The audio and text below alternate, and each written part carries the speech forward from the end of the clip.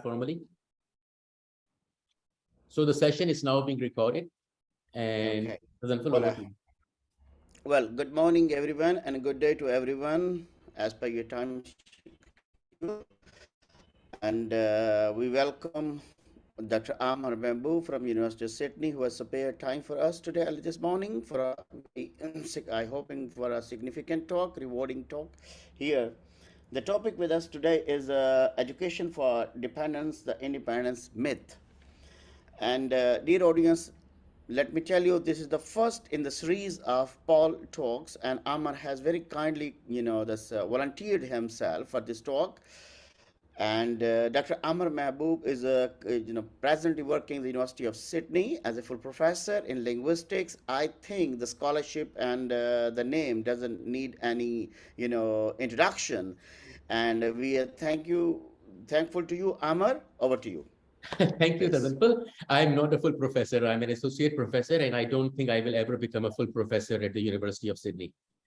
Um, for many reasons. One key reason is I work on I live in Sydney. I work at the University of Sydney, and let me start by saying and acknowledging that the land that I live on and work on are stolen lands. These lands were never ceded by the Indigenous people to the British government. The British government has never had a treaty with the Indigenous population. So this is colonized land. And the University of Sydney is an elite institution that enables colonization. So imagine if I try to work on decolonization with an institution, there's a limit that I can reach and not no more. But that's not a problem. At the end of the day, it's a title, and the title makes title doesn't really make much difference. So I'm going to go straight into the title of the talk, right? Education for Dependence and the Independence Myth. And of course, today, it's the reason we chose August 14th. It has a significance. It's because it's the Independence Day for Pakistan. And August 15th is the Independence Day of India. So choosing to give this talk, the Independence Myth, on this day actually signifies the importance that we need to pay and give to the so-called idea of independence, right? By challenging it on the day that we celebrate it. So again, as linguists and applied linguists, you would appreciate the symbolism. Yeah, actually, 17th of August is the Independence Day of Indonesia. Perfect. So yeah, even perfect. Good, excellent, Norma. Thank you. So you can see, it's the timing. That's the reason we chose to do it today. Now, why do we say this? And as Mustansir was saying, what are the options if we start to decolonize our work and the kind of things we're doing? What will it look like? What will it lead to? Now, before I talk about can it look like, what will it lead to? Let us start by realizing how many fundamental lies we have built our lives on, right? Our lives that we live every day, day in and day out, me and you, all of us, are built on fundamental lies that we were taught in our schooling. We had to make sure that we memorized them, and then we had to repeat them and replicate them so that we could pass the exams. And then when we became teachers, we started teaching them to others. Now, what are these lies? I'll give you a few examples, and we will talk about the social significance of all of these. Now, from our childhood, we're taught, whether we're learning English or whether you're learning Bahasa Indonesia or we're learning Urdu or Punjabi or any language in schooling, we are taught there is a past tense, there is a present tense, and there is a future tense. We are taught to convert sentences from present tense to past tense, present tense to future tense. If we don't demonstrate our ability to do this, we cannot finish school. And if we cannot show that we know all of this, we can never become language teachers. And as language teachers, we teach it to our students. Right? This is pretty much all over the world today. Now, if we for a second, instead of accepting what we have been taught through books all our lives, and what we teach others through books, if we for a second just pause, and instead of books, we focus on the evidence, the language itself, right? Whatever the Boli or the language is that we speak, then we find that that is not the case. Let's start with Urdu, for example. Sorry, let's start with English. In English, there is, you can say I walk, walked, or I will walk, I shall walk, I may walk. Talk, talked, I shall talk, I will talk, I can talk. Now, right away, you realize something's going on here. In English, there is the transition from the past to the present is a morphological one. It's marked through phonology.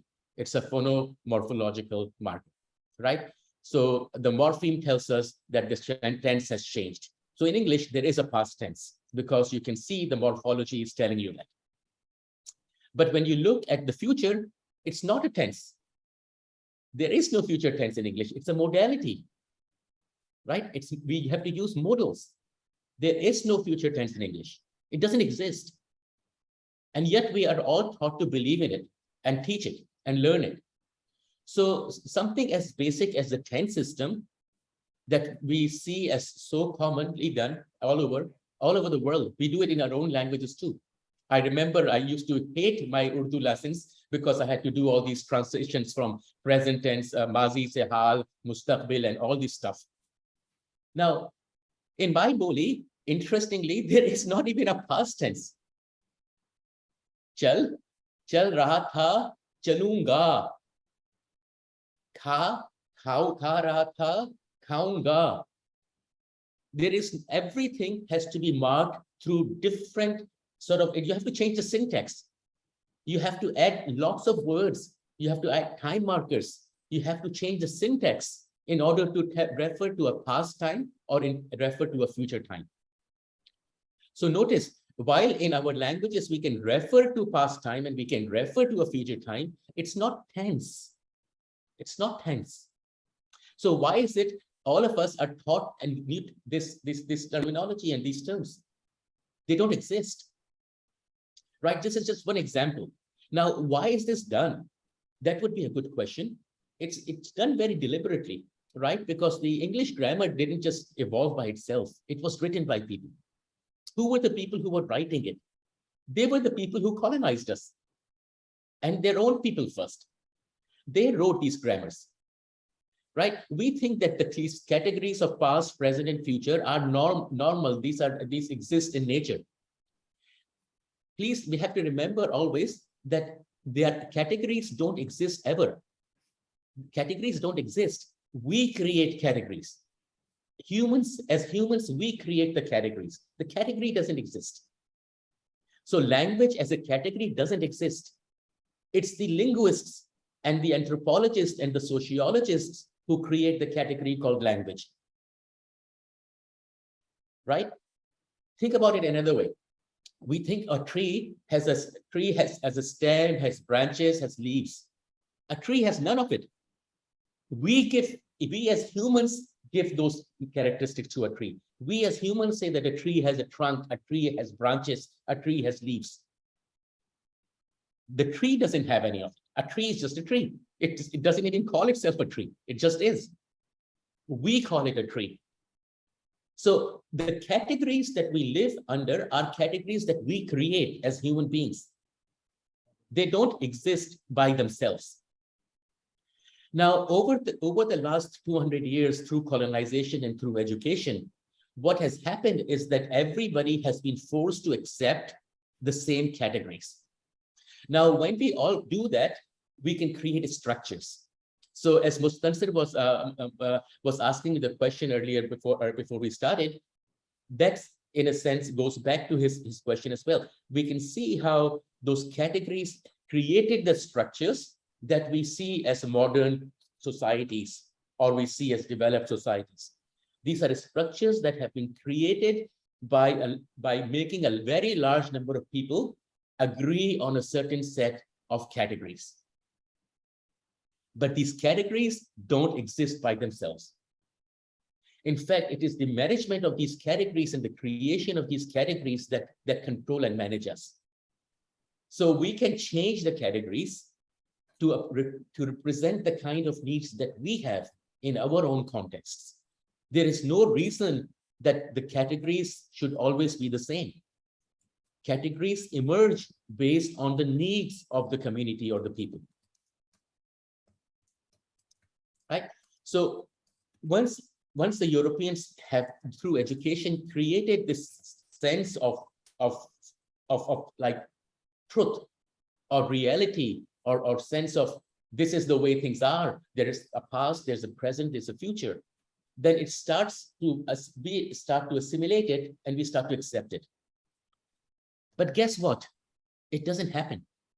And if I look at my Boli, in my Boli, there's only the present tense. Now, why is that the case? It's very simple, because it's only in the present that we can take action. We cannot take action in the past and we can't take action in the future. It's only in the present that things can be done. But when you create a past tense and when you create a future tense, what you can do is you can distract the human masses into thinking about the past and thinking about the future and neglecting the present. And that is pretty much what's happened to us, in most parts of the world. We neglect the present and we are either stuck in the past and thinking about all the conflicts of the past, or we are dreaming of a future and thinking of our next holidays or the next vacation or the next thing that we want to buy or get. Now, also notice, through the past, the Europeans were able to create a sense of history, which very often than not is a history of violence. All the histories the Europeans write are histories of violence. Why? As if everybody was always warring everybody. That is not the case. But yet, we are made to think of that and accept that as a reality. Now, that's just one example. I'll give you another example that has had a serious impact on the social context of South Asia. Right? In South Asia, we had 3 genders. We had a 3-gender classification system. Right? Correct? In 1890s, the British outlawed the 3rd gender, the Khwajasara. They have made them illegal through an act of law. Why? Because in English, there's only a 2-gender classification. So they could not accept a 3-gender classification. Instead of recognizing what the locals did and how they practiced things, they replaced the whole system and they forced a 1/3 of the population to choose either here or there or become what is now known as Hijras. Right? So from becoming Khwajasara, people who were highly respected, to becoming chakkas and prostitutes and beggars. That is a consequence of when European categories imposed on us.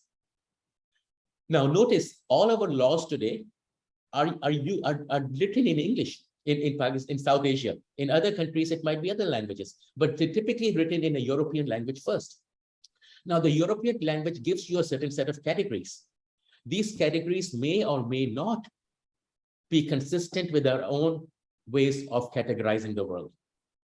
And superimposing an outside set of categories on a local community essentially destabilizes it. This is part of the reason that our parts of the world are so fragmented. There are so many divisions. There are so many people fighting each other. Now, why else is this a problem? Because if the oppression of the colonials, we know that the colonizers use the divide and rule as a political strategy. But it's not just in the political sphere that's its problem. The divide and rule is embedded within the very way that colonial knowledge making works. Right? So for example, just look at how each discipline evolved. Just like 100 years ago, there were no departments of linguistics. 70 years ago, there were no departments of applied linguistics. They didn't exist. And now notice, they just keep proliferating and further dividing. So now you have Department of Second Language Studies, you've got Department of this studies, as if everything can be divided and specialized. Everybody can keep dividing and subdividing and subdividing. And in each of these subdivisions, everybody wants to do a PhD and get his PhD. But what does that actually mean? It means nothing, because that subdiscipline doesn't even exist. The discipline doesn't exist. There is no linguistics. It's a discipline that the Europeans created. They created it because it was their need. Why was it their need? Because they were going around different parts of the world and they were capturing different lands. And these people in different lands had different languages. And I'll come back to this languages, right? When I use the word in languages in English, it is a category, right? The category was developed by the Europeans in order to enable their colonization. That's the reason they created linguistics. Before then, there was no linguistics. There was no problem. Now, I love living actually in the bush instead of living in the cities. And my hometown in Australia is far north Queensland, which is Cape York, which is just pretty much it's pretty close to Indonesia, really. And it's all indigenous regions. It's all indigenous people there. And one of the things that I started learning when I started living in community is that if the people speak the languages, most people today don't, but when the elders speak the languages of the region, they speak all of them. And I realized what it meant was that because they all speak all of them, because each language had a different relationship with them. So, for example, Sindhi is a language of my Khalu. So that's my relationship to Sindhi, right? Punjabi is the language of my Bhabi. So that's a relationship for me. Each language, just the same way in indigenous context, each language was a relationship for us. It was not an identity. But now language has been seen, I turned into an identity. And how can that happen? It can happen when language becomes an entity, right? They've turned language into an entity, a category, and they can start naming them. And so when you start naming things, you start creating identities that didn't exist, right? So, for example, if we look at Indonesia and Malaysia, Bahasa Malay and Bahasa Indonesia are quite mutually intelligible. They're mutually intelligible, but notice they have two different names. Hindi and Urdu still are largely mutually intelligible, and yet notice they're divided. So instead of what was, the European colonizers created a set of beliefs and through academia and through schooling. And they have made it so perpetuated it to a degree that it's all normalized. Everybody just thinks it's the truth because everybody shares it. And since we live such busy lives and lives where we always have to work to get an income and get our lives together all the time, we don't necessarily have the time to sit back and reflect on what actually is going on. It's only once you start realizing that there is no category called languages. Language is something that only exists in performance. Language is only and only oral. Writing is not language. Even Saussure, the so-called father of linguistics, he was very clear that writing and language are two distinct things. He did not confuse language with writing. But a generation down, nobody thinks about that. People talk about Saussure's and dichotomy of Saussure and this dichotomy and that dichotomy, but they don't talk about writing and language being a dichotomy. That's also a dichotomy within Saussure's work. And it's a very important one because it does not confuse writing with language. So language is only oral, it's only performed in present. So right now, in this room, I am performing language. Boli. That's in my language, Boli. And notice in my Boli, in my performance, I am using words that some of you might consider to be Urdu, some of you might consider to be English, whatever terms you might give them. Those are labels that we are giving. Those are the categories that we are imposing on it. But Boli, it's just performed in real time. And if you are listening to it, you're actually not listening to my Boli. You're getting a transmission of the Boli because of the technology we live in. The Boli is actually just here in the room. And that's, for example, is the difference between online teaching and live teaching. Because Boli, a teacher, is performing in time. Now, if you take notes of what I'm saying, those are notes. That's a record of what I said. It is not the same. If you transcribe my words, it's a transcription of my words. It is not my words. So Boli can only and only exist in present, and it can only be performed in present. That's the limitation of Boli, but that's the beauty of Boli, because that's why Boli is. That's why Boli is a human feature. Every abled human being anywhere in the world has Boli. And every child who is able will learn and develop Boli on their own. It's just part of their growing up, just like they start learning to sit down and stand up and walk, they start babbling and they start talking. It's speech. So if you want Boli, the translation of Boli in English would be speech. Now notice when I say English, I'm using a category. Just like Urdu is a category, Hindi is a category. These are categories. But Boli is a performance. So we have to be very clear between the act of languaging and the study of what becomes the study of language. And as you see, right away, there's tons of confusions because modern linguistics confuses writing with speaking. They consider them to be modes of language. They're not two modes of language. They work very differently. Also notice all the colonial education is primarily based on reading and writing. Now, why? All assessment is reading and writing. All government work is reading and writing. The question is why? Why?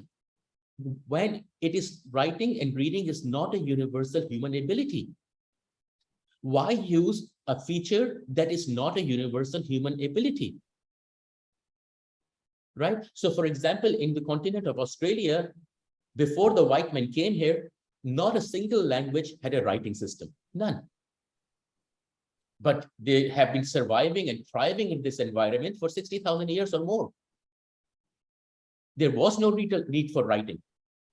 What writing did was actually shut those people out, replace their knowledge by something else, just like us, replace the 3-gender system with 2. Destroy the civilizations, destroy the people, right? That's what colonization has done. Now, to go back and to start working, Mustasib was asking me earlier, how do we start doing this? Well, we'll have to start working from scratch. So I'll share a few things here, and then I'll talk more practically in terms of what we can do in teaching. But I'll start with this very briefly, because it will hopefully help explain a few things better. So can you see the slide here? Okay. So instead of looking through language and learning through language, let's think about how humans experience and make knowledge, right? Human experience of the world is just a human experience of the world. And notice our experience of the world is not the same as, say, a duck's experience of the world, or an elephant's experience of the world, or a tree's experience of the world, or an ant's experience of the world. So each living thing has its own way of experiencing the world. So as human beings, we can typically have up to 5 sensory systems that we can use in order to engage and understand the world. Now, we all know this: sight, sound, smell, touch, and taste. But notice what I've done here is that I've actually put them into 2 groups, Group A and Group B. Now, Group A are things that may be in our presence or may be recorded. So, for example, things that we see and sound, right? Sight and sound can be both in present and it can be projected. So, for example, if you were in the room with me, you would hear me and see me as I am doing and performing. But sight and sound can be transmitted. Now, on the other hand, Group B, smell, touch, and taste cannot be. So if I talk about having a samosa, I haven't had a samosa for months actually, but if I imagine having a samosa, I can only imagine it. It cannot be in the present. It cannot be recorded and be replayed.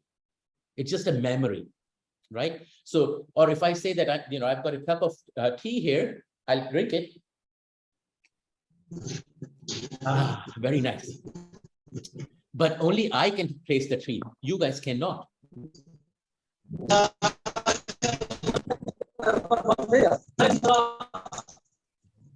So you cannot experience the taste. You cannot smell it, right? You don't know, the tea smells so good, but you cannot smell it. It can only be in the present, right? So imagine all the cooking friends, right? Sorry, can you please turn off the mic?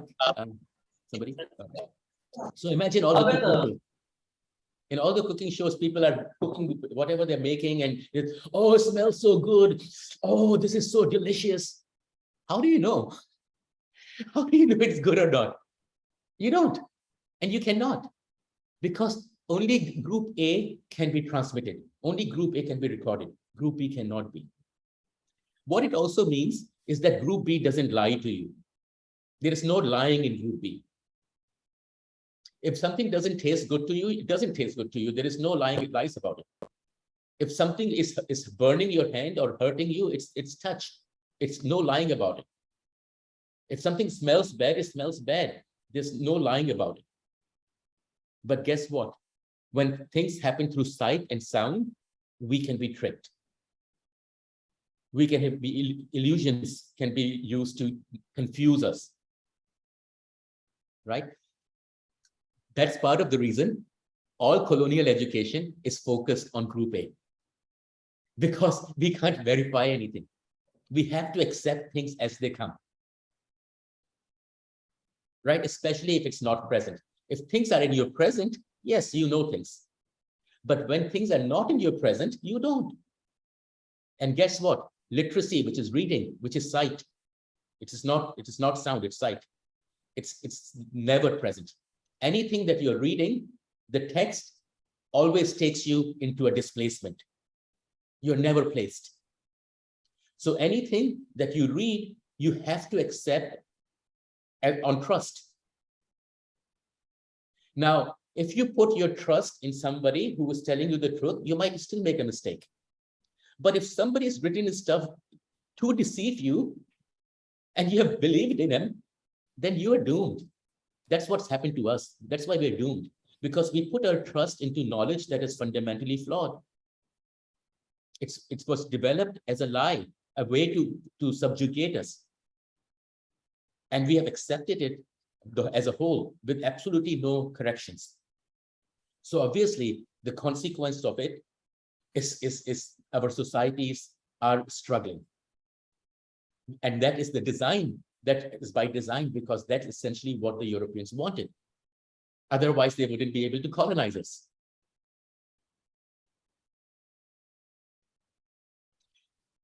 Think about it another way.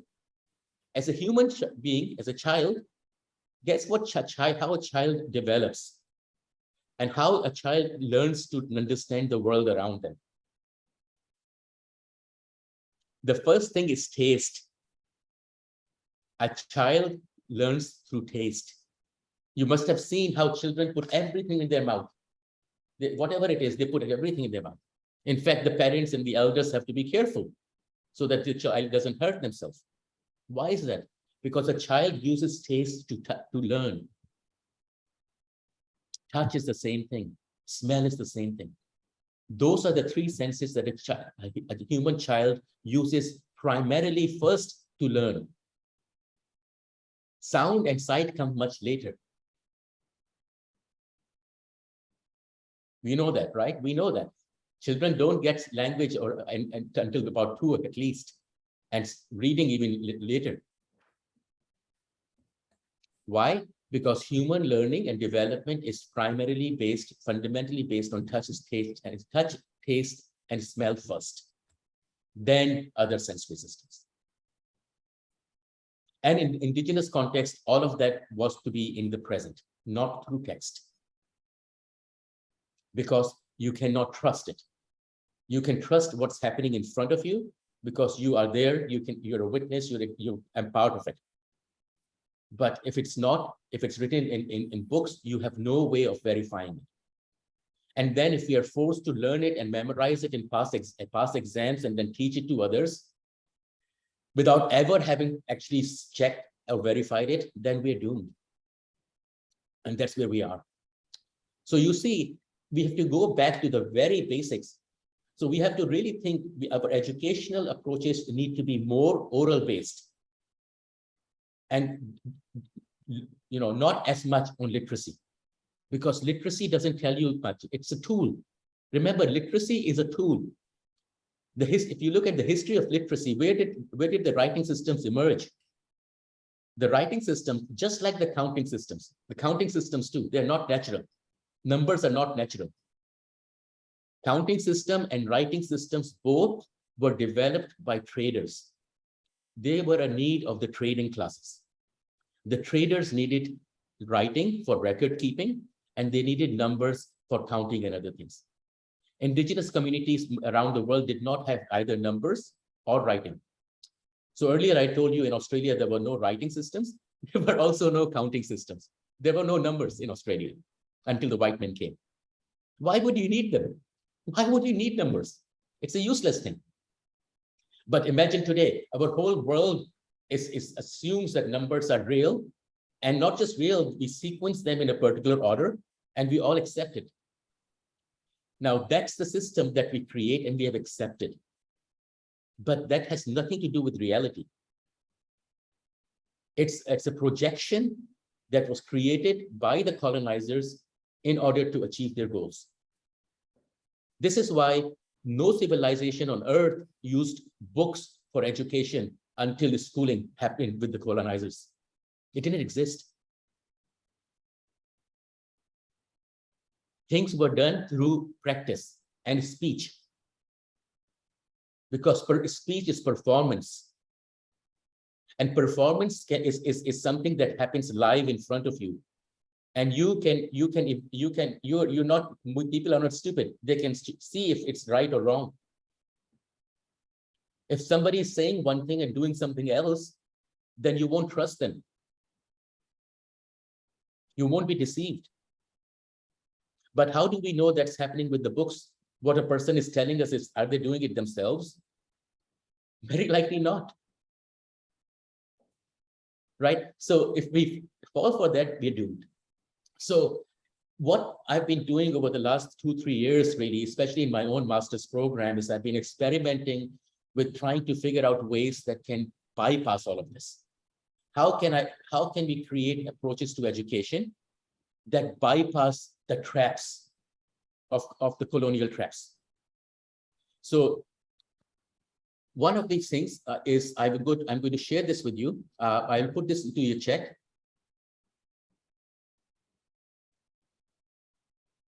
And then I will talk to you about it in a bit more too.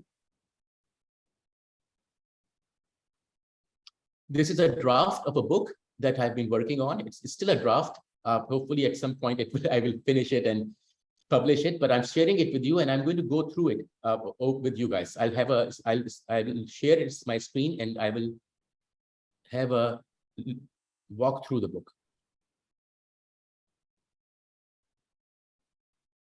Okay. So it's actually, the book has 3 sections. The first section, it starts off with the introduction. Then I talk about a bit about what I call the credible approach. I'll talk a bit about it. Then I'll talk about positive discourse analysis. Notice it's a positive discourse analysis, not critical discourse analysis. So positive discourse analysis is a complementary way of doing a discourse analysis. And I'll talk a bit about it. And then in section 2 are all project reports from my students. These are examples of what my students were able to achieve by doing the kind of work I'm doing. And then in section 3, there's only one chapter, moving forward with education, which actually includes 3 examples from Pakistan. So 3 groups of teams that I was working with in Pakistan a few years ago, who also did really wonderful work. So let me just go through this a bit with you. It will help you see how this can be transferred into practice. So you can see there's a bit of theory there already. And The credible approach essentially means let's create things. So I chose the word credible on purpose for many reasons. So, in research, we talk about reliability and validity, right? There is reliability is for statistics, and validity is if something is appropriate for the context. Those are interesting and useful contexts within research, no doubt. But for me, those come second. The first thing is whether something actually is credible. Is it actually worth doing? Once something is credible, then we talk about its validity and reliability. But unless something is credible, why do it? Why do things that are not credible? That's the trap we are stuck in. So notice in all the research that we do in so many parts of the world today, we spend so much time, we get published, we do publish papers, we do this and we do that, and nothing changes. The reason is, and our, we say our paper research has reliability, it has validity, it's got all that stuff. But the reason nothing has an impact is because it's actually not credible. It's not actually worth doing in the first place. So the first thing to really ask ourselves, is our project, our work credible? And one of the key things about credible is that it has to benefit our local communities. It has to have a benefit. It has to do something for our people. I mean, why are we spending 3 years and 4 years and 5 years of our life on projects that has going to have absolutely no real world impact? All it will end up being is a dissertation that hardly anybody will read. Why are we stuck in that trap? So we need to think credible first. If a project is credible, then we talk about other things. So the first thing, it has to be credible. So this talks to you through what credible is and examples of it. It gives you examples of projects in where things are credible and how they're credible. Right? So the book it's very easy written. It's got tons of activities as well, right? Then I said I would talk about positive discourse analysis. So the positive discourse analysis is essentially a way to analyze things. So, and when we analyze things, it can be anything, right? So we look at things from all sensory systems, not just language. Why? Because we already see language is only so limited, and text is even more limited. So we look at how things are. And when we look at positive discourse analysis, we are thinking or looking at examples of things that are good, are successful, are working well, are helping people. So we want to learn how good things work. And then we can, after we have learned how good things work, we can create things that are good as well, right? Not CDA. What does CDA do? The only thing that CDA does, it frustrates people. It makes us upset and angry because things are bad, they're not good. We can do a CD of this text or this text, and everything just makes us more upset because things are not good. So instead of spending time on getting frustrated and frustrated and doing things that don't lead to anywhere, we can do things that are based on studying and learning from successful projects. So here, for example, we look at Australia National Tobacco Campaign, which has been very successful, and look at, for example, how that campaign created particular kind of approaches using image and using things, right? And we teach our students how to analyze them, looking at all sensory systems, all the elements, because of course, here we are just looking at the headlines of things, right? But it could also be a TV commercial. It could be a radio ad. So where you have other sensory systems, it could be other things. Now, we walk through how you do it. Lots of examples in this book. And again, we've tried to write it in very accessible language. And then we talk about, once we have learned, that once we have developed a credible project, once we have looked at other projects that have been successful, then we start learning to design things. How do we design things? Guess what? We will use the same form. The same things. We have to look at all the 5 sensory systems and then think about how those sensory systems work together. So here's an example of creating some material about getting people not to eat sugar, because we know sugar is a disease. Sugar is a drug. It's a class A drug, right? It has both short-term and long-term psychological and physiological, consequences. And for children, it's poison. Type 2 diabetes, it's so high in our parts of the world the leading cause of type 2 diabetes is childhood sugar consumption. The sugar consumption in children, that directly leads to type 2 diabetes and at a later age. You know, if you live around, if you work around the indigenous communities and walk around or work in the sort of lower social status areas, you will see the kids have rotten teeth, and these kids are like 3-year-old and 4-year-old. When children have rotten teeth at age of 3 and 4, what it tells us is that these kids are not going to live beyond 30 or 40 if they live that long. Why? Because your dental health is directly related to your cardiac health, right? So creating projects, so creating material, right? Now, when students have done this, when they've created something, when they have done all of that, that's when they start to write reports. And so in section 2, we have given you examples of students' projects from different parts and what they did and how they created things. And notice they're not in English.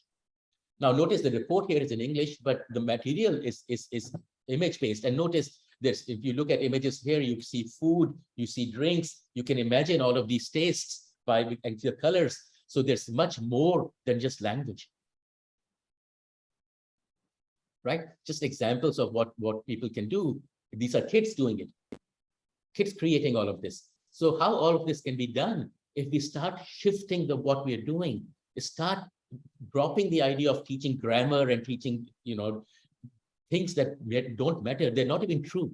You know, those categories are linguists creating categories. These categories don't exist in language, right? But here you can see real world effect, things that can actually make a change.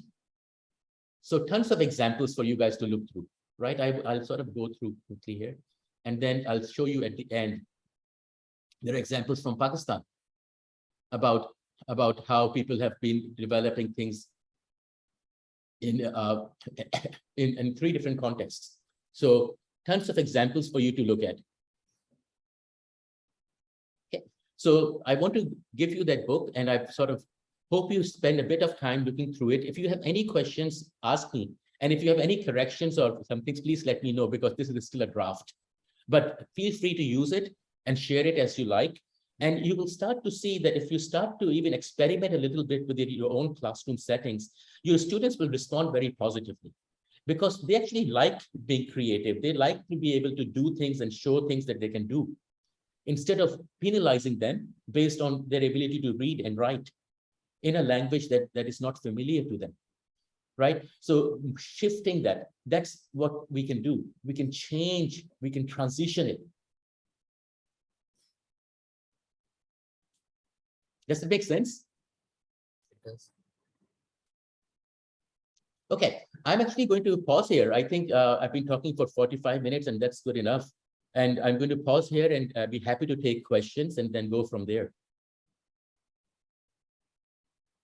So questions, be happy to take questions or comments. No question, but I have one comment. Sure. I was just reflecting when you were referring to categories and language and all that. Then it just abruptly came in my mind that we humans are also in different categories. It means that there should be a human. There should not be a Chinese, Malaysian, American, and this Absolutely. and that. So actually, when I'm talking to somebody, I should have in my mind I'm talking to a human. I should not have in my mind that I'm talking to American, I'm talking to Chinese, I'm talking to this. So as you have just said, so it feels like that it has been poured in our mind. We have made to think this way. We have been designed in a way through the books or academic process or all that we are different and we are not the same. And the way we communicate, even I would say, even children, the young children there are.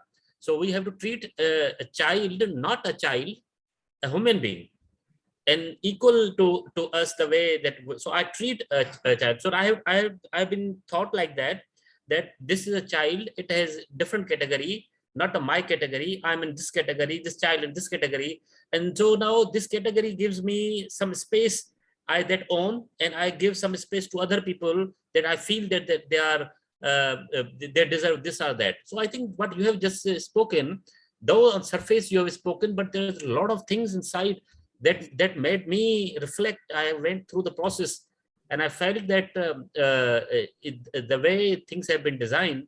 So I think you are just putting us into very complex situation. This thinking is not the thinking only linguistic; it is more than that. It is more than language. It's categories, right? So I thought there is a category of race emerged. The category of race emerged again through colonization, because the European colonizers were going from one part to the other, and they came across different kinds of people. And therefore, they created this concept of race. It's not a natural category. And I would just add here, because taking the example of Pakistan, particularly the province Sindh. Now, in Sindh, there is one city, sir, you would be knowing, Thatta. Thatta is the city. Thatta city, though it was very, it has a historical status and one of the very important cities in the past before the British came. But at the British time, Thatta is the only city in Sindh province that does not have a railway station. And it does not have a railway station because these British people never found a need to go there for certain things or that. So now they did not, but they had a need of Karachi because there was a sea. So they have stations there, but no single station to Thatta because there was no need. As you said, that they worked on only the areas where they had their own need for that. So be it whatever way, so they just invested or they just engaged. So it was not like this that they wanted to bring revolution or something. They had their own purposes that they wanted to achieve. Give me a second. I'm going to go bring a book so that I can answer your question.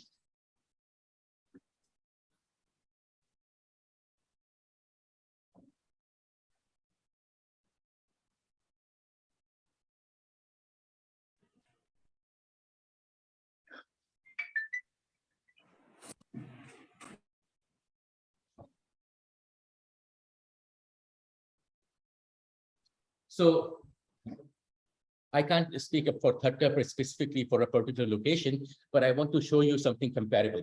Here's a book called The Life History of Brahui, written by a guy named Dennis Bray. The Life History of a Brahui. It includes a lot of discussion of the language, and it was published somewhere in the early 1900s, 1913, right? 1913 it was published.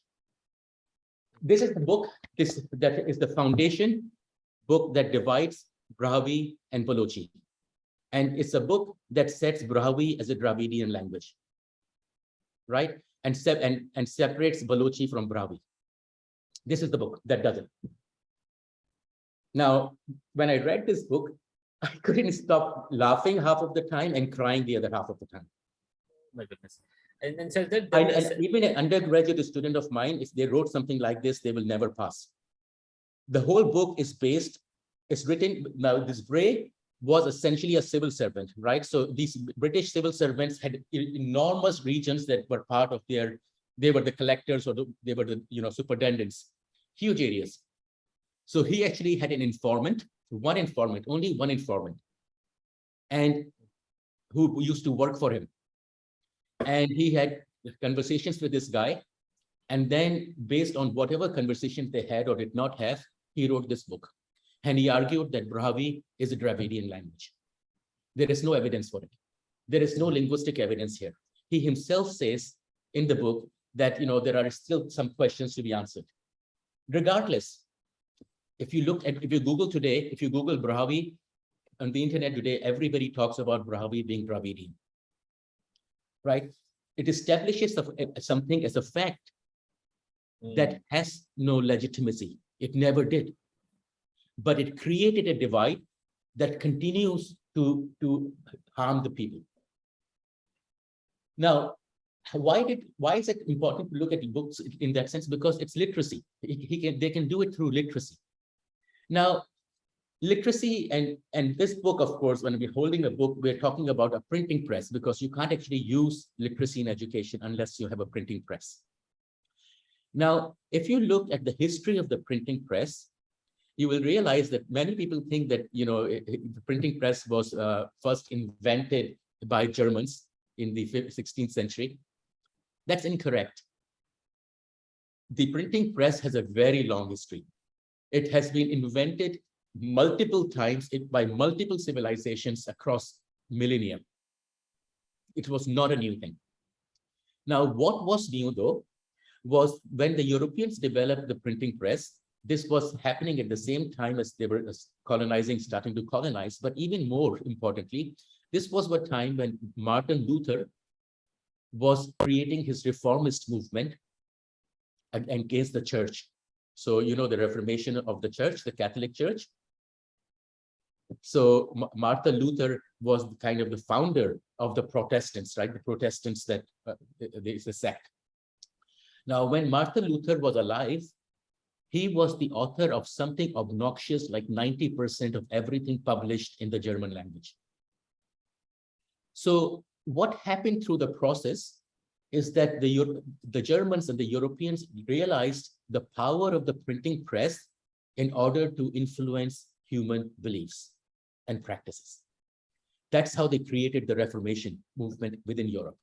That's how Protestantism actually evolved. It came through the printing press. And Martin Luther would not have been a very important person that everybody would have remembered if he had not used the printing press.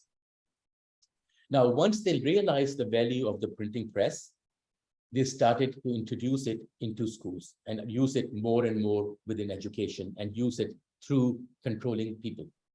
And as they colonized the rest of the world, they brought the same tools and they pushed it on everybody else. Right? So that essentially crippled all of us. So have a look at this sort of books.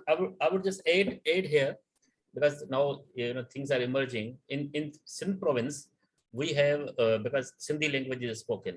Unfortunately, now because I'm reflecting, unfortunately the discussion has been going on that there are two Sindhis. One Sindhi that is spoken on the eastern side, and another this upper side. And there is, because there are some words that they speak, and that people think that these two Sindhi are different Sindhis, this Sindhi and that Sindhi.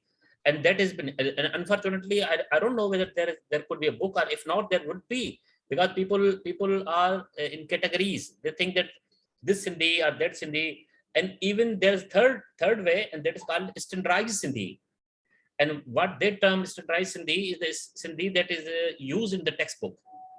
So now one Sindhi that is used in the textbook is a different. The Sindhi that is spoken in upper Sindh is different, and the other side is different. So now there are three Sindhis that is and I don't see a big difference. So now, as you mentioned, that now we see things in categories, and then categories and categories and categories and categories. And they keep dividing it.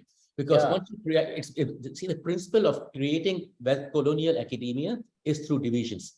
You keep dividing things. You divide them and you name them. You divide them and you name them. You divide them and you name them. And when every time, so every division and every naming is a potential for conflict. Every time you divide and name something, it's an act of oppression and aggression.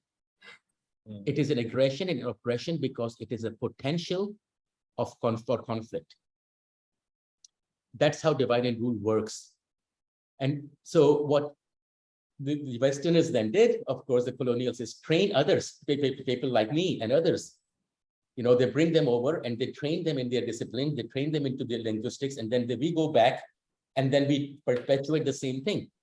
So it isn't the European colonizers, who are all doing this work now. It is us, we ourselves do this work. Our own people go out as linguists and divide our own languages, thinking they are doing linguistics, without realizing that linguistics doesn't even exist. Language doesn't exist. Now, if you want to do something interesting, if you look at, if you want to search for a definition of language, you will find that a introduction textbook to linguistics never defines language. They have no definition of language. Instead of defining language, what these textbooks do is that they differentiate human language with non-human communication. And they talk about features that are human language and that non-human communication don't have. Right? Notice that in itself is a division. Sure. Right? And so and now I prefer the word boli, because boli is something that animals have as well, like chidiya ki boli, gaye ki boli. In our own language, in our own boli, we don't confuse these things. Our boli is pretty clear. Our boli only has present tense. Our boli does not separate humans from non-humans based on boli. Guess what? Linguistics and language does. And because we study language and linguistics and we do it in English and through the categories of English, and we have to pass our exams, we don't look at what our own language is saying to us. We don't look at the evidence. Instead of focusing on the evidence, we go to these references that are full of lies. Sure. And now I can understand why you have given the title myth, MYTH, why this is the title of your discussion today. Yes, doesn't hurt. Well, thank you very much, Amar, for this rewarding, significant talk. Could you please allow me ask me a couple of questions? In fact, two questions I have.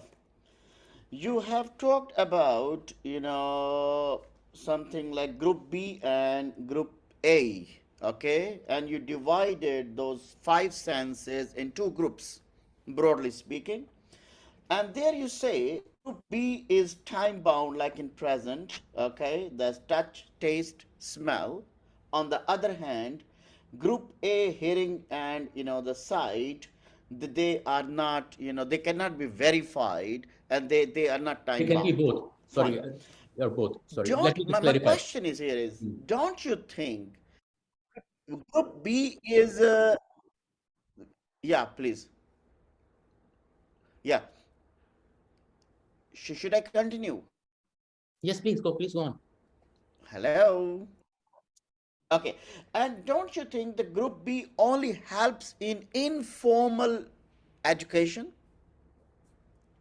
And second part of my question is, don't you think these 2 groups, they have an accumulating effect on creating semiotic ideology of a learner? So let me go back here. Yeah, please. Yeah. So, I sort of went through it quickly, but so let's talk a bit more here. So with sight, notice I've got these things here. This is because of the typing, it's moved around a bit. The PowerPoint changed it, but see, for each of them, I've got these other things categories. There's distance and ingestion. So I'm looking at the reasons for separating them out. So with sight, things can be in distance, right? You can see things that are very far, and you can think things that are close to you. With sight, you can be seeing things that are in present of you, and you can be seeing things that are not present. So they can be TV, or they can be through books or something, right? So they're both ways. Sight allows that. Now, sound can also be distant, but not as distant, right? So for example, when you have thunder and lightning, you can see lightning, but sometimes you don't hear thunder, right? Because thunder has to be close to you. Light is further away, right? You can see things that are very far, but you can't hear things that are very far. So there's already a difference between distance in how we access these sights. Now, of course, all these senses are a human sense, so they're always integrated. We're always using them all together, right? And notice with both sight and sound, there's no ingestion. By what I mean by ingestion is the light comes through our eyes and it reflects back. The sound penetrates our body. It doesn't penetrate our body. It just reflects back, bounces back, right? In a sense, we don't have to put the sound inside us, or we don't have to put the sight something inside our body to understand it. It can be done through distance. There is no ingestion.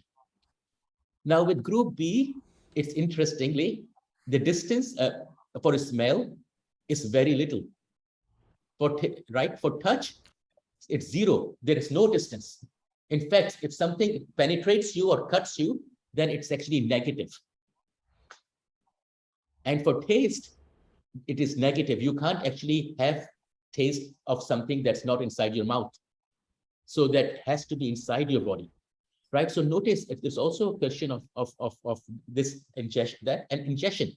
For something you smell something, you have to smell it, put it inside your body.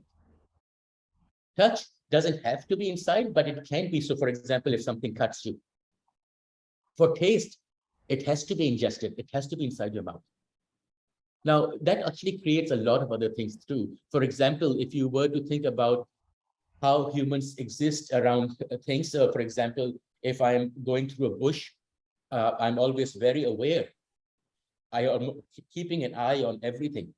If I see movement in the distance, I can see, oh, there might be danger there.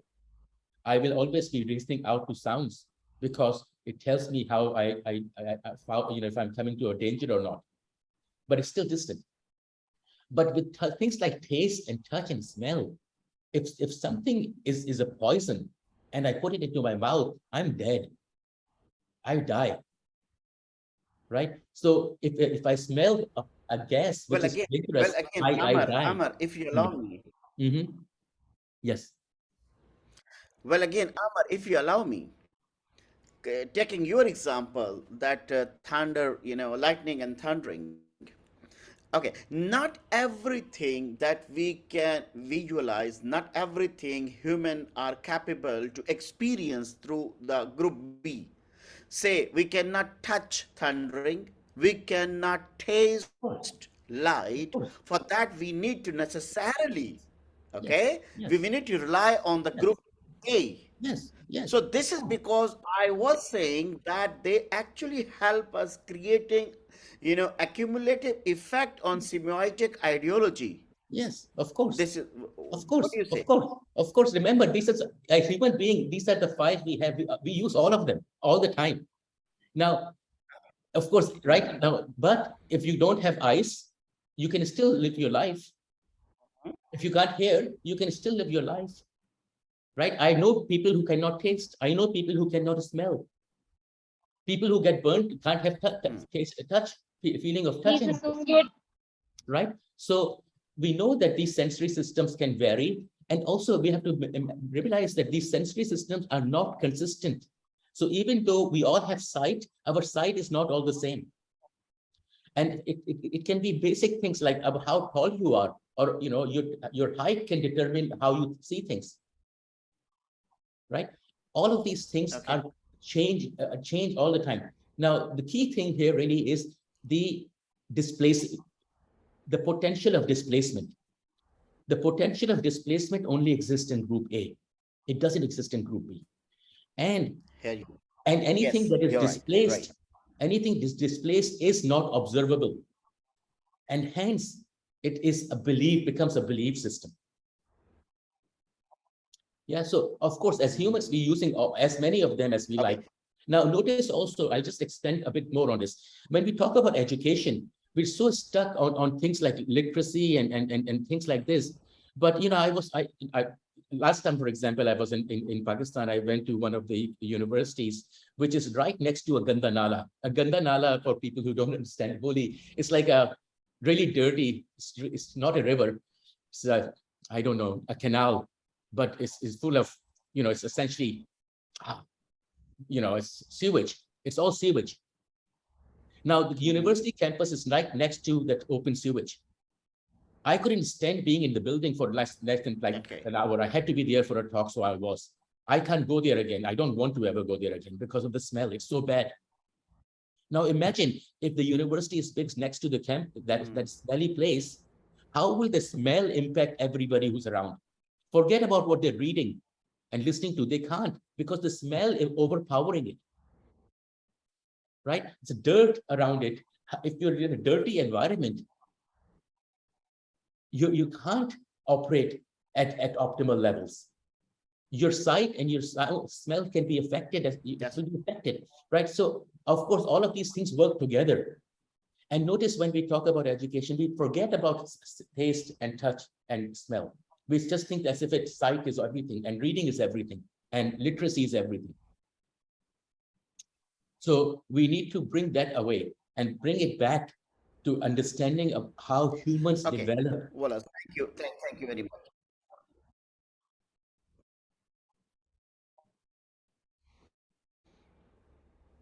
Wallace, thank you very much. One more question, please, before we move to other participants. You hear me?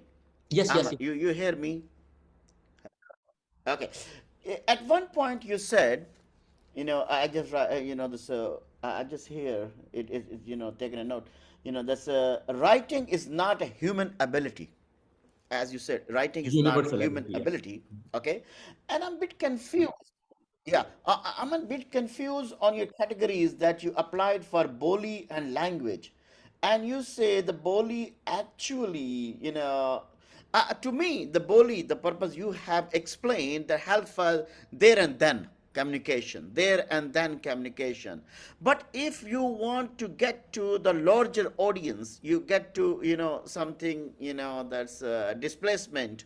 And I think the writing is necessary, and you say writing is not a human ability. So I'm a bit confused on that. Could you please further, explain? Sure. Thank you. Sure. Sure. So think about it this way.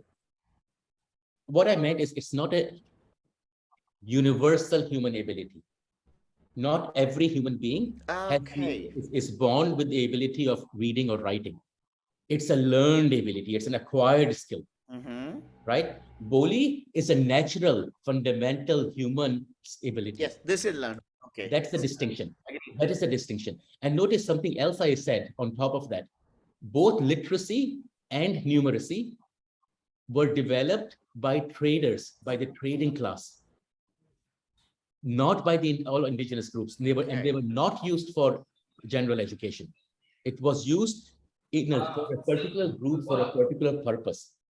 That's why, for example, I gave you the example, even in Pakistan, in South Asia, or even in parts of Indonesia and Thailand, when you go into the indigenous communities, they don't have indigenous writing systems.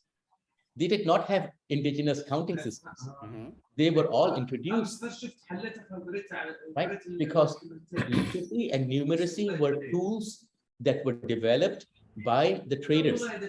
Now, of course, you know that the world today is run by the traders. The 1%, who are they? They are the traders, right? The 1% rules the world. And the 1% that rules the world uses literacy as a tool for everybody. And by doing that, they actually create the oppression that we see in the world. So the oppression comes out of the use of literacy and numeracy as a universal tool for human management, for governance, for law, for living society. Now, think about it this way. Now, I just said numbers don't exist. Traders created it. So if numbers don't exist, guess what? Age doesn't exist. Age doesn't exist, right? Because numbers create age for us. And that's the belief system that is created for us. Now, notice how numbers are then used for legal systems. So age of consent is 18 in some countries, right? 18 or 16 or whatever. Now, this becomes a law. It becomes a legal issue based in text and writing and numbers. It is not a human system. So what is a human system? Right? So the human system is pretty simple. You're born as a child at a certain age, at a certain time in your life, you get to puberty, which is a biological process. It's a biological trigger. Your biology changes, whether you are a male or a female or whatever, your biology starts changing. At the point where your biology starts changing, which is usually about 12 year, 13 year or something like that, or 14, something like that in modern days. At that point, you go through a process of being trained into the ways of your group. And then you finish that training and you become an adult. And then the rest of your life, you're an adult. That's it. So childhood, puberty, adulthood. That's it. No age. Right? But today we all live through age. We celebrate birthdays. We know that celebration of birthdays in our part of the world is only 100 years old. Nobody used to do it. For my parents, and I don't know, maybe your parents, they didn't have birthdays. Their birthdays were written later on. Right? None of them, my grandparents didn't have birthdays, but when the English came and they wanted everybody to have a birthday, everybody made up a birthday for themselves. Right? So there were no birthdays. There was no counting. Right? So notice how our society has been changed through this normalization of things that are not even real. they're created and then they're normalized through education. Sir, I would just have one, whatever you have just spoken and shared. If you just give it one liner, so what you are trying to convey with this all in one liner? Sorry, what is that? It means whatever you just have given Okay. the examples and all this. If you give it in one liner, so what you are trying to convey Okay. to your So, audience? yeah, good question. So let me say it this way. Literacy and numeracy are tools and they are resources. They are not belief systems. They are not natural. They're not universal. Okay. All they are is a tool. It's a resource. We can learn to use the tools for our benefit in ways that will help us, or we can use them as somebody is telling us to use them, and essentially they will teach us what's good for them, not for us. Okay. So just like in the book that I shared, my students are still reading and writing. It's not that they're not doing it, but they're doing it as a tool. They're not being assessed on it.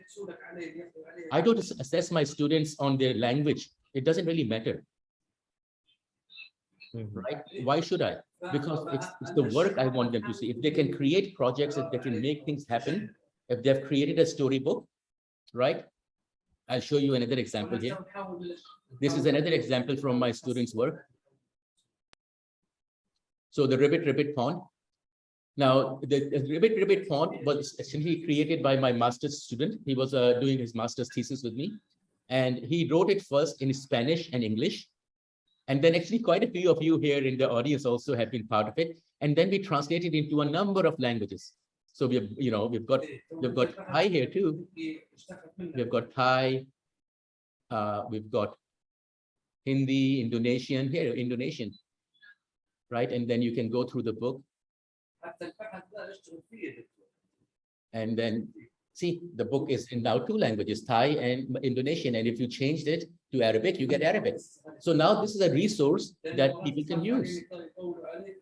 This is the book that he created. And look, all the images, he had to create all the images for it. So all the picture book, all these images. And all these images use the positive discourse analysis, the 5 sensory systems. So you will see, for example, when I'll go to English here. In the sun, you get the sun. In the rain, you get the wet, right? Until they find out, and then it goes down. Some of them were lighter, some of them were bigger, all of it. Notice how the words align with the images, and how the images include ideas of movement, ideas of taste. It creates idea of sound. See, the music is sound, even though it's a book.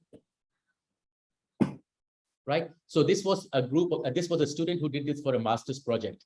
Then after that, I've had a number of other students who are continuing to use this book to create resources for teaching people other languages. So for example, learning Chinese with the Ribbit Pond. So that's a master's student. And learning Vietnamese with the Ribbit Pond. So for example. So this is a workbook, right? And it goes through, and they even created a YouTube recording, and it goes through, and page by page, it gives them activities, lots of things. It teaches them about the language. Same thing here, learning Chinese with the Ribbit Pond. In fact, those of you, I think in Pakistan, there's quite a few people learning Chinese. You can use this to learn yourself. You can use the book to learn Chinese by yourself. That's the whole idea. So all of these resources are being created. So guess what? My students are developing this book, and it's the book that I'm seeing as being a good product, right? They report or that they write, they might have errors in grammar, they might not be the best genre written, but it doesn't matter as much because the book is what they created, and the book is something people can use in the real world. It's still a dog. It's a big book. Learning Chinese with the Ribbit student workbook, right? Aims to do this, there's QR code. You guys can go through it yourself. There's tons of activities. It teaches you how to read, how to write, everything. It's script writing. It tells you how to do the strokes, how to develop the strokes one by one. And notice within this material, for those of you who have studied genre pedagogy, we have actually applied the deconstruction, joint construction as a way of creating the workbook itself. So The students do a lot of reading and thinking, but the development of what they do, what they create, is something that is a real world resource.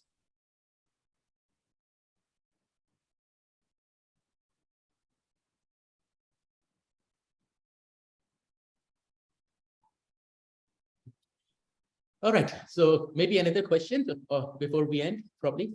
So just one. I will, let me see if somebody else wants to ask as well. Okay. No.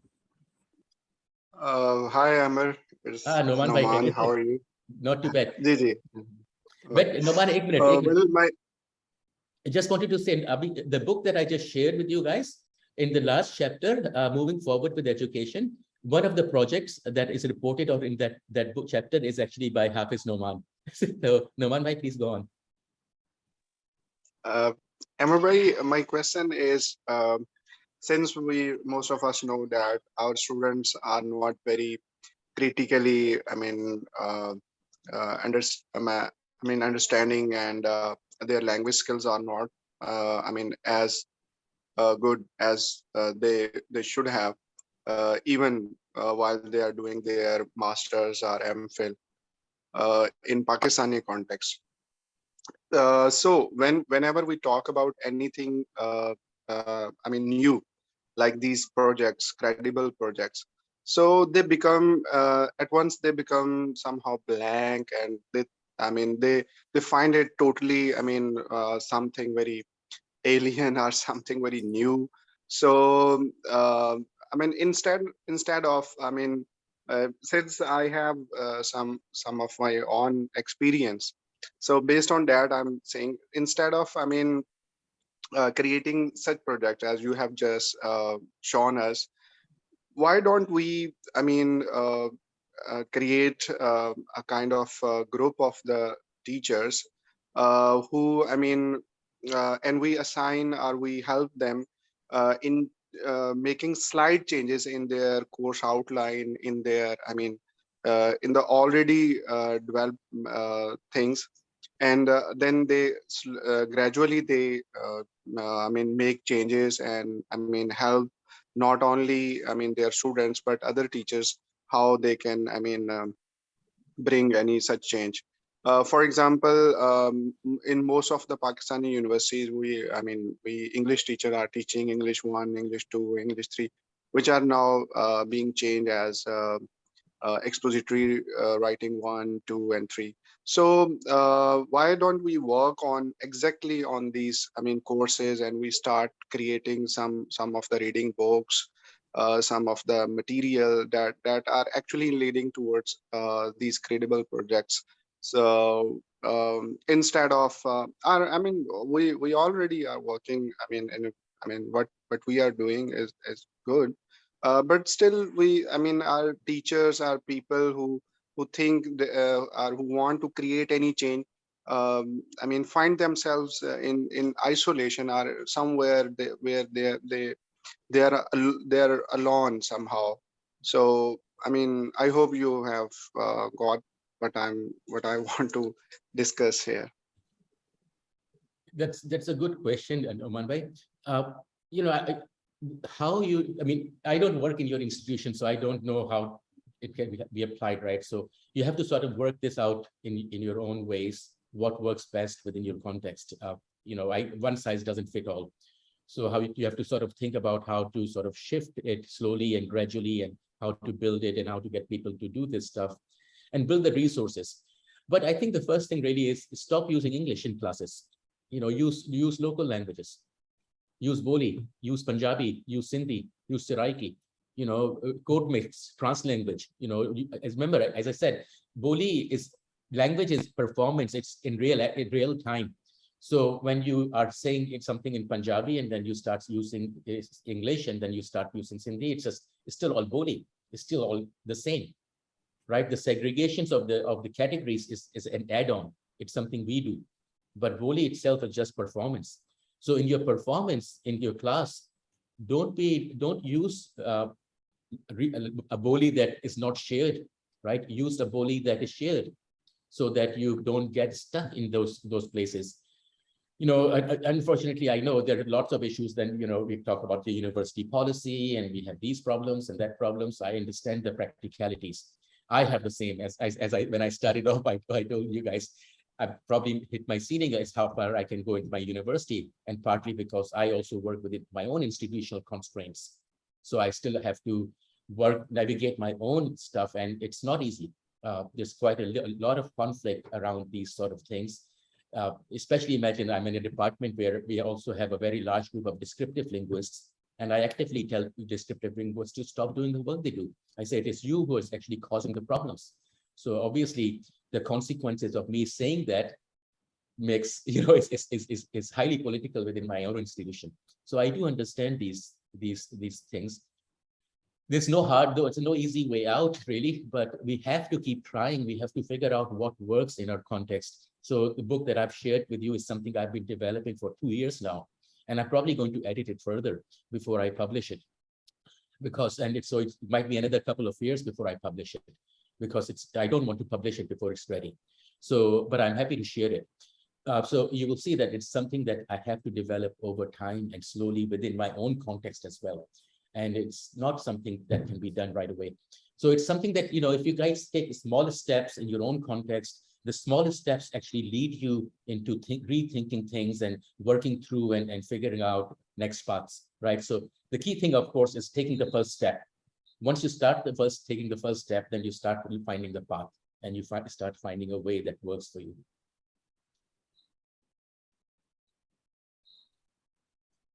Can I ask something? Oh, sure. Okay.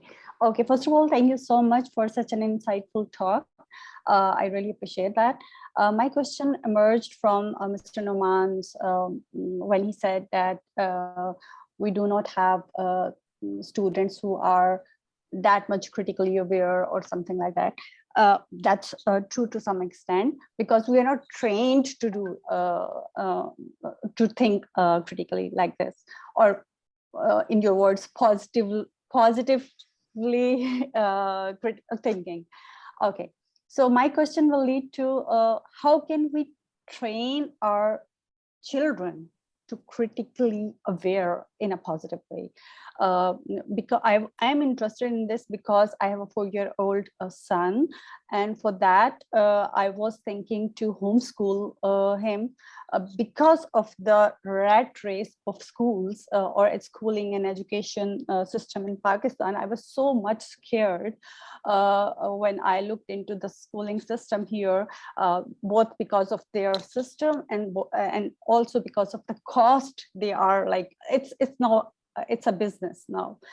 Schooling is a business now. So I was wondering if you have any thought on that, if we begin from home to educate or teach our children or make them critically aware in an informal setting, first thing, and then what was the second thing?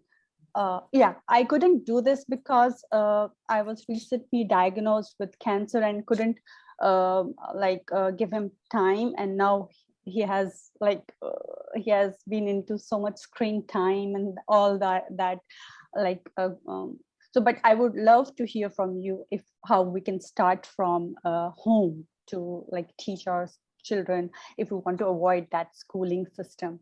And by the way, I work in that same university which has that Ganda Nala, and I and I teach Urdu as a foreign language there. So I totally agree with you. Each of your word is I totally agree with that. Thank you so much. Yeah. First of all, I thank you for fighting with your disease. It's your tough thing to do, and I hope you're doing better with it. Thank you. Couple of things. I don't actually like the word critical. I've stopped using it because there is no such thing as critical thinking, teaching critical thinking. Who doesn't have critical thinking? Everybody is critical. Everybody wants their own interest. This idea of critical thinking and people don't have, this is again a perception. Children especially have a lot of criticality. Children know exactly what they want. They're very critical. So let's not think about critical. Now, second, about homeschooling, absolutely. In fact, I actually said recommend. I think I recommended this to so many people. I don't actually recommend sending a child to school at all, and don't teach them any reading or writing until they are at least 7 or 8. Don't push them into literacy so early on in their life. They don't need it. There is absolutely no need. There's this mad rush that you see in places like Pakistan for children going to school. You know, I know kids who are 2.5, they're being forced to memorize alphabets and songs and nursery rhymes so they can pass a test to enter a school. I mean, that's just terrible. It's just putting so much stress and burden on a child, and it's stealing, it's robbing the child from the childhood, right? That's essentially robbing the child from the childhood. And the childhood is the only time for most people to actually have a good time, and that's taken away. You know, it's terrible. So yeah, don't send them to school. Don't send them to school at all. They don't need to. They don't need to go to school. What do they learn in school? Nothing really. Do you have certain things where to start, or any resources you can recommend? There's tons of stuff on homeschooling. I haven't done any work in this area, but if you search, you know, there's like Australia, and in Australia, there's a lot of resources, even government supported resources on homeschooling. Yeah, this is the thing, like, because in Pakistan, we don't have that, those community, I mean, where children can like really get other things than schoolings. Like I heard about homeschooling in other countries like USA and Canada and Australia, but they do have different communities as well, where children learn music together. They do things together. But here in Pakistan, it's I think a thing. You have to, yes, that's right. You remember the old adage, the proverb, it takes a village to raise a child. That's exactly the case. A child cannot be raised in a school. A child is raised in a community. And you're absolutely right again that those communities have been broken down because of the divisions that we have in the country. Yes, just too many. Through this constant divisions and constant categorization and new categories emerging and new groupings happening all the time. So of course, as a result of it, the idea of forming community becomes difficult. So it's something that people have to do locally. That's what I mean. That's a credible project. If you can create your own little community to allow that, that's a credible project, right? And how you create it so that children can actually socialize, they can learn music, they can learn dance, they can explore things, they can go out, they can climb trees, they can do things, right? Physical. Children need physical activity. And that's part of the reason, you know, there's so many discipline problems in schools and things, because children can't sit quiet. And I remember I used to hate going to school. It was the worst thing in my life, you know, worst period of my life, because, you know, how can you expect a child to just to sit there? You know, and up in the bush in my family up north in Coin, a lot of my nephews and nieces, they don't go to school. They quit. They stop going. Instead, they go out in the woods. They go out hunting. They go out fishing. They go out swimming. They go out gathering different things, which is what they really need, because they have the land. They can go and they can get the food from the land. They don't need anything. What else do you need really? Right? All of the other stuff is the curse of development. But yeah, take them away. I highly recommend not sending children to school. Teach them in the community. Teach them with the elders. Because that's what I was thinking. The elders will guide them. Elders will guide them. They will show them the path. They will teach them the right from wrong. What happens in a school?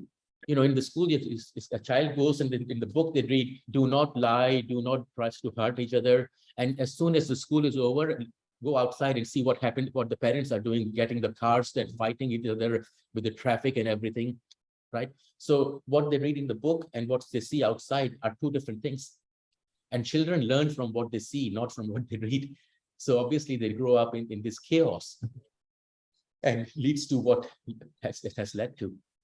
And thanks for reassuring. Raise them in your community, build your community and raise them in your community, and you will raise a very healthy child. Thank you. Dr. Amar? All right. So there are basically two things, what I see, that raising a good human being, right? Education for making a person a good human being, and then education for vocation, a profession, making a person or a human being into a working unit. Now, these two things, they go side by side. As far as I understand it, that both of these are essential realities of life. That you raise a child and make him a good human being, okay, fine. That is very essential to society. But on the other hand, you educate a child and turn that child into a working unit, a potent working unit of the society, like we have our doctors, engineers, teachers, and other professions.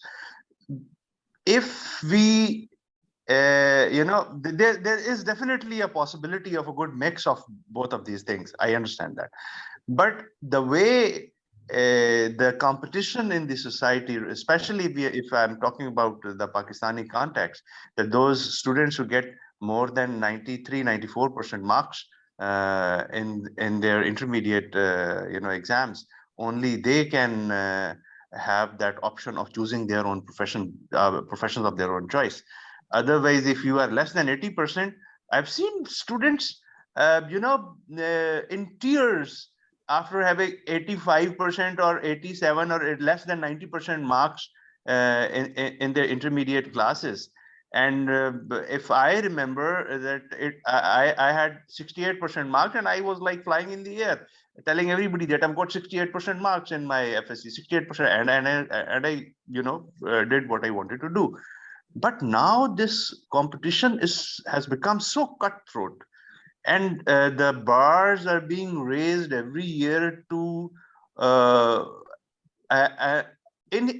inhuman extent, that around anyone who gets less than 90% is not eligible or is not able to get admission into a professional college. So this thing confuses me, that okay, fine, you have got your home culture, you have got the culture of your surroundings and your community. Your children should be well versed and well immersed into that culture as well.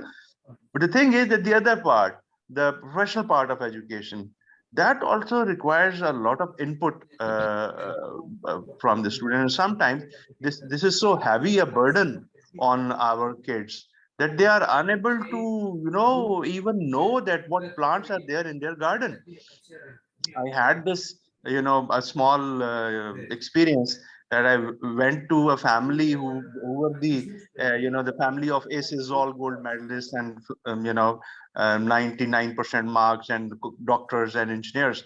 I asked the eldest one that do you know that how many plants are there in your garden, and what type of plant, what color of roses you have in your garden? And he couldn't answer me. That is the place from where he used to walk many times in a day. So what to do with that? How to manage this thing, this Now, ratio? if a person doesn't know what color roses they have in the garden, they can never be a good professional either. So that's the problem. So if you raise a child in the community as a healthy child, strong child, they will be strong enough to take on any exam and do really well, because their foundations are strong and they're healthy. When you put them into a school, and the school is next to a Ganda Nala, they might get a 95%, but they will never be good in their professions because they're unhealthy. That is why, for example, we just saw the article by Parvez Hudboy yesterday, right? He just told us exactly what the state of our higher education is. So if that's the state of our higher education, the state of our education is even worse. Do you really want your children to go through that horrible experience? Instead, they can bypass all of that and come at the age of 16 or 18, come in and take the exam privately, and they will do really well. And they will actually blossom and will be really good at doing things because they haven't been turned unhealthy. So that's one way of looking at it. The second thing is, I don't necessarily. Yeah, when we think of education in the sense that you're saying, yes, of course, there's a role of we're contributing to our community. But there's also this element of money, right? This constant pressure of money. And in Pakistan, I think when I was there on my last lecture tour, I think I even said this in Sargodha, among other places. That time when I was in Pakistan, the Pakistani rupee was something like 120 rupees for a dollar. And I said, by the night I come next time, it might be twice as much. Guess what? I'm not there, and it's already twice as much. So the notice what happens then is there's of course this what is money, right? All of these things also come into play. What is money? How is money created? Right? What is the role of money within a community? How is it distributed? All of those things. Nobody understands that in our culture, and nobody studies it. But those are crucial things, and they're also semiotic systems, right? Because money is based on number. Number doesn't exist, so money doesn't exist. And yet, of course, it exists. We live by it, right? We live with things. This is the funny thing about the world we live in. So many things shouldn't be, but they are. Theoretically, they are not possible, but in the practical and world that we live in, they are real things. Money is a real thing in our lives, and we know we need to get it to live. And yet money itself is not real. It's a construction by the colonials. Right? Sometimes if you get a chance, do look to the history of currencies. They're also very fascinating. History of currencies have evolved in different parts of the world many times. And often they've been stopped, people stopped using them, but they got reinvented and then stopped and reinvented. So this is a very interesting history of currency. And it sort of tells you how once the colonizers set in, the European colonizers essentially created a system through which they manage the money. They are the IMF. We don't have the money. That's the problem. If our economists stop being colonized, if they stop being colonial in their economic thinking, they can actually decolonize our economic system and rebuild it based on what we need. But that won't happen because our economic system is colonized, and the West will never let that happen, right? See what happens to China, for instance. That's the only country that as far as I know, and even not perfect, but it's the only country that has managed to decolonize itself. And that is why the West hates it. No other country has been able to decolonize. You know, Thailand was never regularly colonized. It was never colonized in the sense, but indirectly it is colonized through knowledge making. Hi, Pui. I can see you there. That's already also another one of my students from a long time ago. All right, guys, I think unless there's another question, we should probably be closing the session.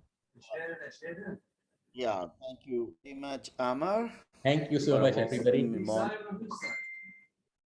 Thank you. Thanks, everybody. Thank you. For this